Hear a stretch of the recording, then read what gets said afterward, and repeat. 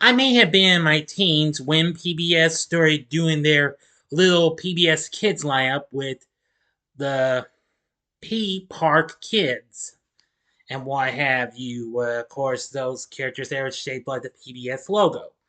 Well, I know they continued on with their reigning juggernauts like Sesame Street and Mr. Rogers and some of their recent stuff like Where in the World is Carmen Sandiego and, of course, Barney and Friends.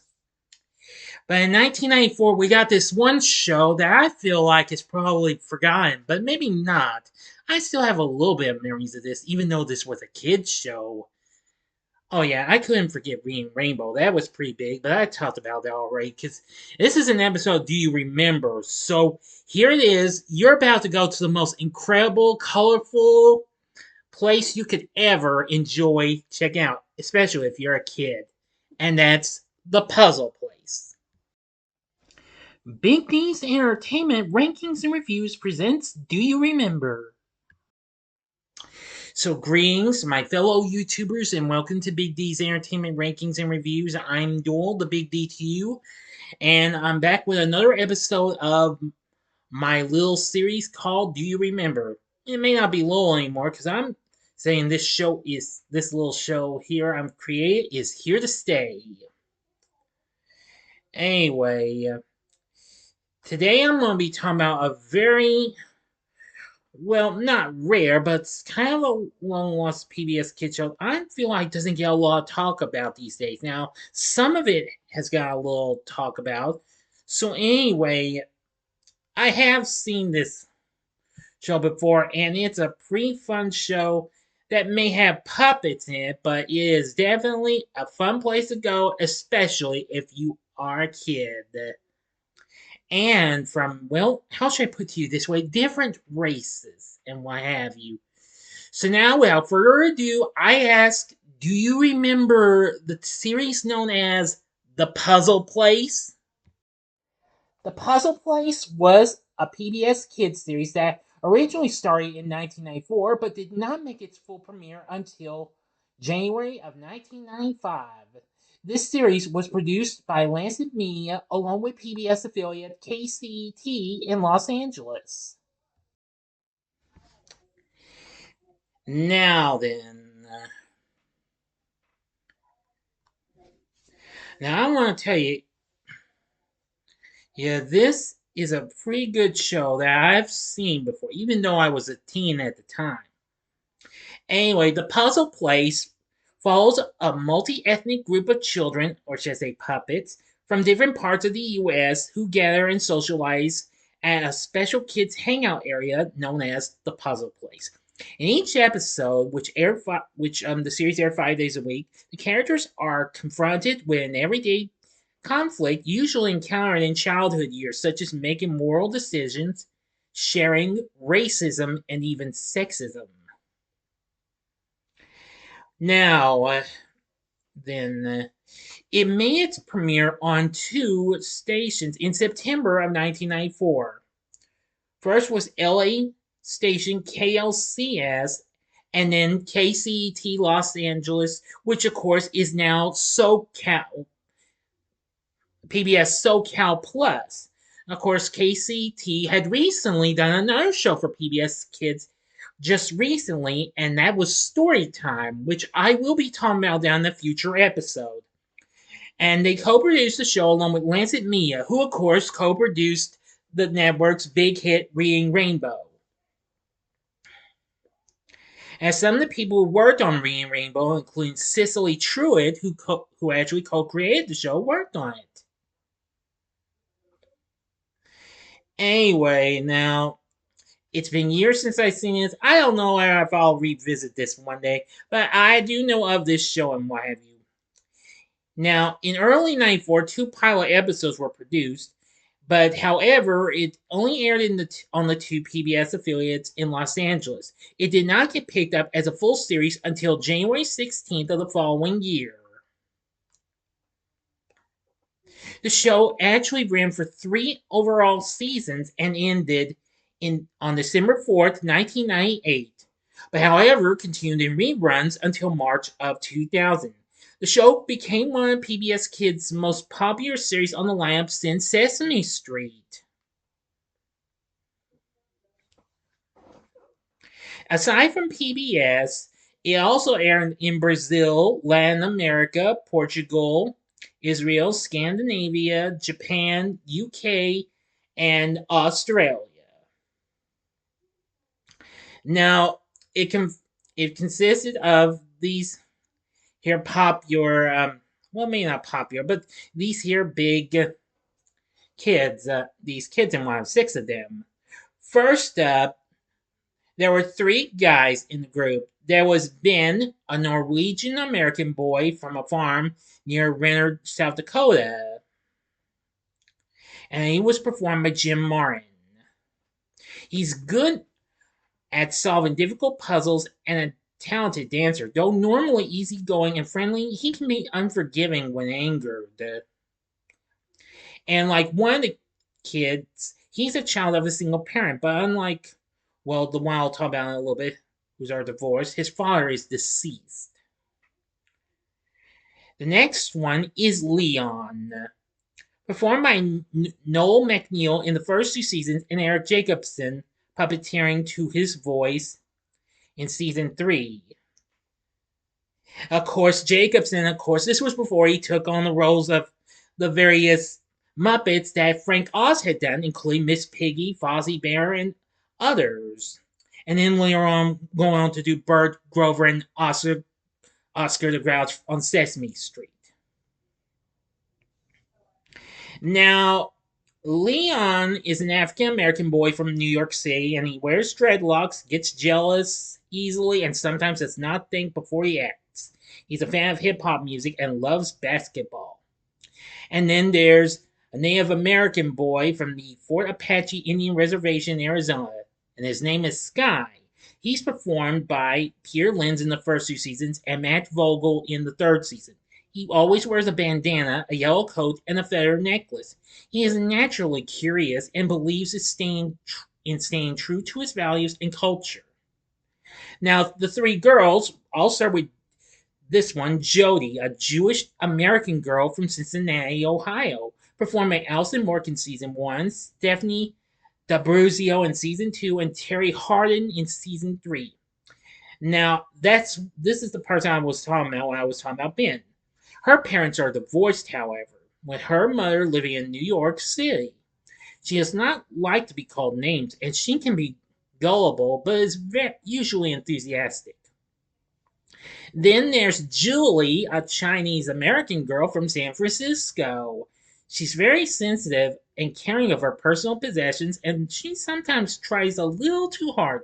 She especially loves singing, though. Outside of the show's musical numbers, which I'll get to in a bit, her voice can be cacophonous to humorous effect or something like that.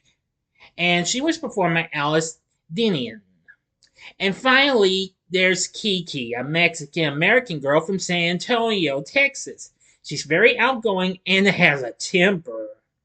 She's also a great chili cook and has a Spanish speaking cousin named Magdalena, or Maggie for short, who helps everyone to learn about acceptance. Those are the main kids from the show. Oh, yeah, and Kiki's performed by Carmen Osbar. Now, there's others and what have you, including Kyle, performed by Drew Massey and later puppeteered by Alan Troutman to Hardin's voice. He's an Irish American boy and wheelchair user who appears in some episodes. Other characters include Weebus, the group's smart talking supercomputer that they use to communicate with people outside of the puzzle place. And she's also capable of performing automated tasks and playing video clips to answer a question. Nuzzle, performed by Peter Lenz in seasons 1 and 2 and Matt Vogel in the third season, and Sizzle, performed by Alice Dinian, are the pet dog and cat, respectively. They are seen mostly in the basements talking to each other and acting as animals around the kids. They are usually involved in a subplot. And finally, the Peace Police. Multicolored inhabitants of the puzzle place. They communicate amongst themselves using gibberish, although they understand English. It is hinted in some episodes that they all know what Sizzle and Nuzzle are saying, and they're played by just about a lot of the performers of the kids and what have you. Now, as I've said, an overall total of 75 episodes were produced and aired. Now, of course, at the end of every, or sometime, or well, it's been a long time since I saw this show. Now, not every episode has one. They Most episodes of the series has a song featured in the end. But usually not all episodes have songs, though. Most of them do. There's also some special guests and what have you, too. Now, let's see. Amongst some of them, let's see. Yes, I'm trying to do some checking here. There was T.C. Carson. He was one of them. That name does sound familiar, though. Let's see. Appearances include Nia Peoples, and let's see. Well, I'm trying to find. Sinbad appeared in an episode. Paula Poundstone was in an episode, who, of course, actually did some little interstitials for PBS Kids, as a matter of fact. Yes. See, Patti LaBelle, and even Lynn Thigpen, who, of course, was playing the chief on Where in the World is Carmen Sandiego at the time. Well, which was in January of '96. And just months later, she would reprise that role for Where in Time is Carmen Sandiego. And there's also Ernie Hudson from Ghostbusters as well, was in an episode. So, so from what I remember, the puzzle place was a pretty colorful place and what have you. The check, and it was really something. During its launch, Sony Warner and later Kid Vision released the series on video cassette. There were several episodes. In the weeks after its debut, the series won a great deal of acclaim and enjoyed an average audience per viewing second, only to Barney and Friends, among shows in the popular PBS Daily Children's block. It received a citation. I'm not sure if it's citation. I'd say citation of excellence from USA for its use of puppetry. In '97, 10 more episodes of the show were in the works.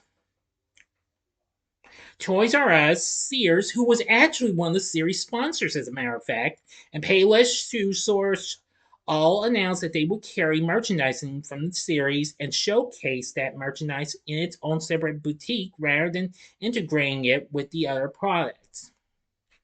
Of course, other sponsors included SBC Corp, which would later become Edison International, and let's see, IBM was another sponsor. There was some other company I know it had to deal with medicines and what have you. That was a later sponsor, and of course the usuals, the corporation for public broadcasting and public television viewers like you were the other sponsors. Anyway, I feel like the puzzle place. I feel like this is easily one of the most rarely remembered and underrated type shows in my view. But I really feel like this show is really, really something. So anyway, I feel like if you really want a fun-filled helping for your kids and what have you, okay, wait a minute, I made a mistake on that. As an international, yeah, it was SC Corp. I'm sorry, my mistake. Oops. I hate when that happens. But yes, now you know about what you're seeing. But wait a minute.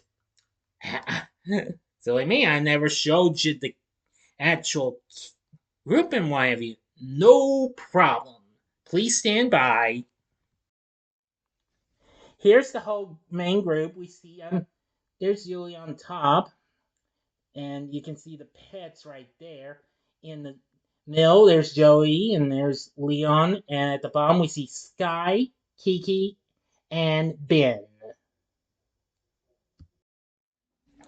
So, from from what I can remember the Puzzle Place was a pretty fun little series. I think your kids will enjoy it once you give them a chance to watch it. And yes, you can find the series on YouTube. I'm not sure how many episodes are available, but there are probably about lots of episodes, or maybe all episodes are currently available on YouTube. So you might want to look into those and make sure to get your kids to watch it too. I think they'll really like it and what have you. If they like Sesame Street or even Barney or any other type of old PBS Kids show from long ago that you might remember, then get them to watch The Puzzle Place.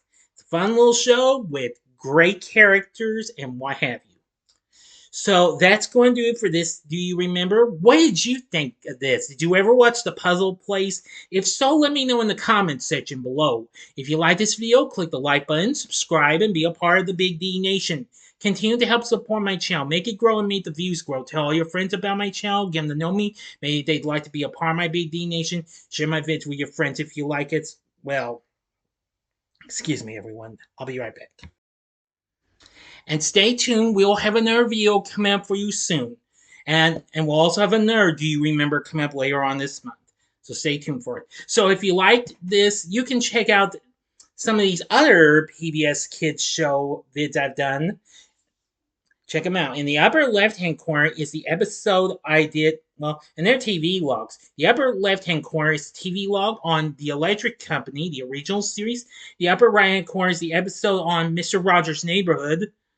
And the bottom left-hand corner is the TV log I did on the original Zoom from 1972. And the bottom right-hand corner is the button you can click to subscribe if you like rankings and reviews on movies, TV, music, video games, etc., as well as Do You Remember? Then I'm your guy. Thank you for watching. Until next time, I'm the Big D saying, see ya.